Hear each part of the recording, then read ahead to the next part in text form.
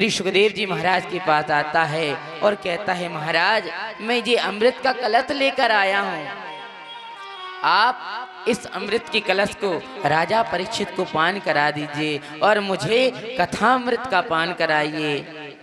तब सुखदेव जी महाराज तो समझ गए थे, परंतु अब उन्होंने सोचा कि मैं राजा परीक्षित से ही पूछ लूं क्या करना है।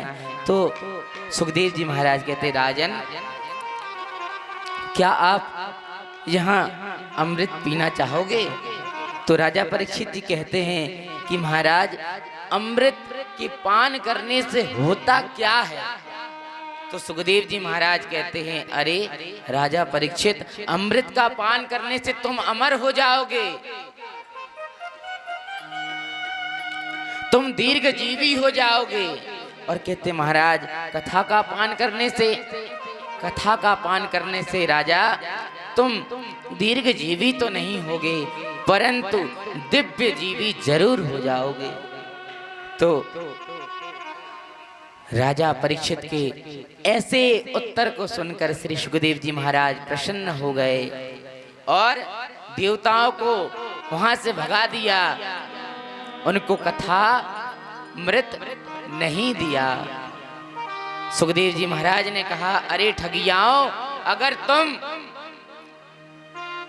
श्रद्धा पूर्वक कथा श्रवण करने आते तो मैं कथामृत तुम्हें अवश्य पान कराता, परंतु तुम तो ये सौदा करने आए हो, तुम ये व्यापार करने आए हो, एक कांच से तुम एक मणि की तुलना कर रहे हो। एक चिंतामणि नाम की मणि होती है और एक कल्प वृक्ष भी होता है ना। कल्प वृक्ष के नीचे बैठकर आप जो भी प्राप्त करना चाहते हो, आपको स्वर्गीय वैभवता वो प्रदान करता है, और चिंतामणि हमें सांसारिक सुख प्राप्त करता है, परंतु भागवत हमें साक्षात भगवान की प्राप्ति करा देता है। तो श्री सुखदेव जी महाराज ने देवताओं को वहां से भगा दिया। अब देवता निराश होकर ब्रह्मा जी के पास गए, ब्रह्मा जी को सारा वृतांत बताया। अब ब्रह्मा जी कहते हैं, अब ये भागवत है क्या चीज, ये तो मुझे भी नहीं मालूम। चलो 7 दिन की ही तो बात है ना, देखते हैं क्या होता है। अब देवता लोग ब्रह्मलोक से एकटक होकर देख रहे हैं कि होता क्या है, और महाराज देखते ही देखते ब्रह्मा जी भी आश्चर्यचकित हो गए। राज्ञो मोक्षम तथा भिक्ष, देखते देखते राजा के लिए वैकुंठ से एक दिव्य विमान आया और उसमें बैठकर राजा परीक्षित जाने लगे।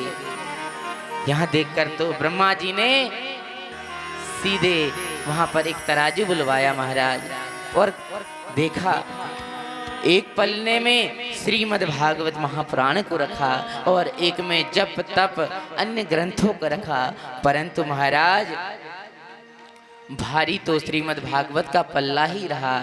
तब ब्रह्मा जी ने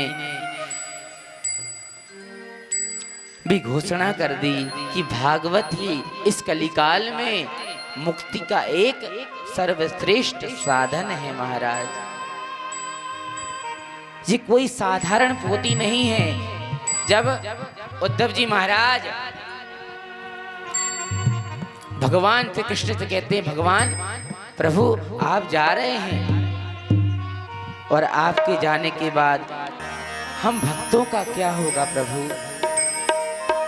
यहाँ तो पाप ही पाप बढ़ जाएंगे, है ना। कलयुग के लोग पाप अत्यधिक करते हैं महाराज, ईर्ष्या द्वेष करते हैं महाराज।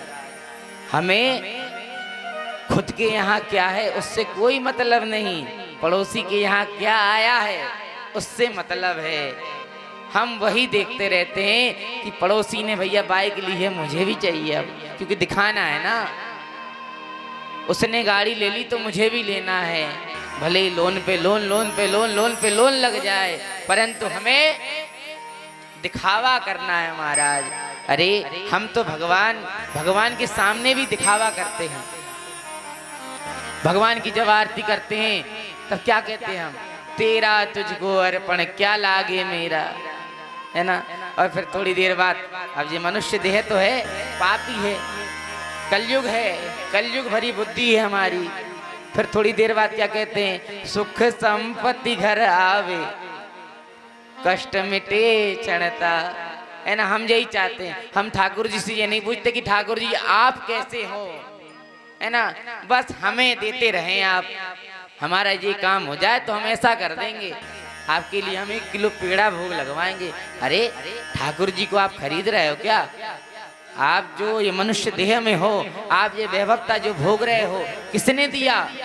हमें ठाकुर जी ने ही प्रदान किया है, और हम उनसे ही कह रहे हैं। अरे आप उनसे क्या मांगते हो? जैसे एक शिशु रहता है, छोटा बालक, उसको भूख लगती है, वो रोता है, तो माँ समझ जाती है कि इसको भूख लग रही है, इसको क्या चाहिए।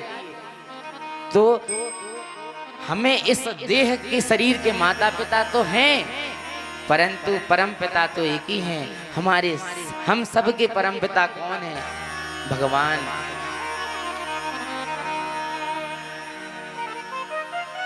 माफ करना, भगवान विष्णु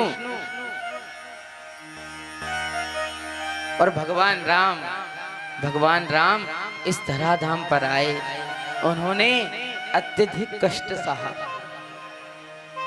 भगवान विष्णु के ही स्वरूप श्री राम, हमारे मर्यादा पुरुषोत्तम श्री राम हैं।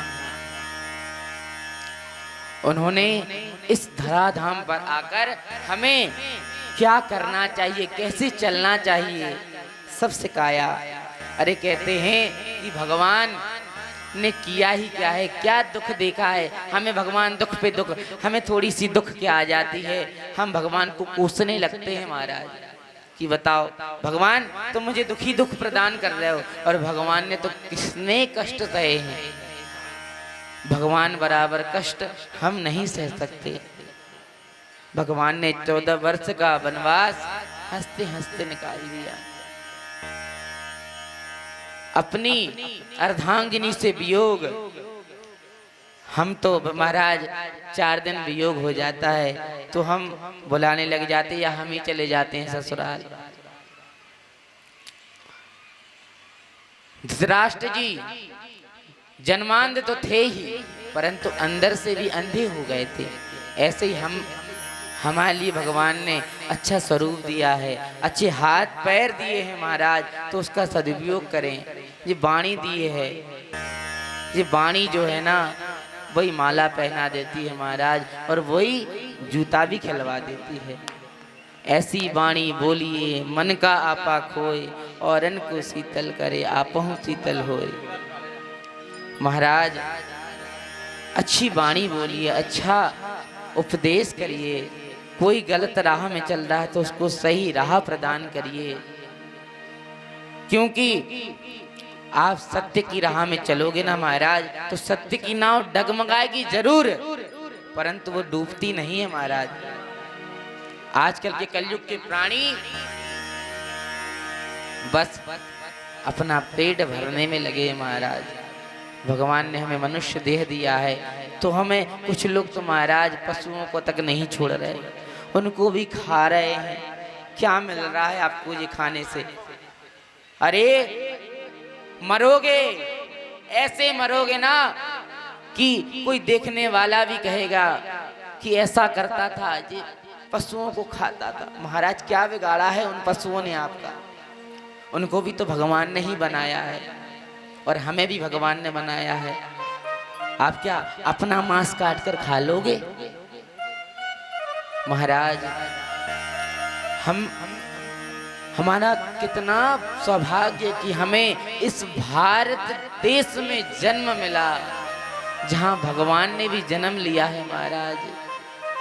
और भारत देश में जन्म लेने के बाद भी हमें सनातन धर्म में जन्म मिला महाराज। सनातन धर्म हमारा सबसे पुराना धर्म है। सनातन सत्य है, और हम उस सनातन धर्म को मिटाते जा रहे हैं महाराज। अपने बच्चों को हम दूसरे धर्म में प्रविष्ट करते जा रहे हैं। जी संस्कारों की गलती है महाराज।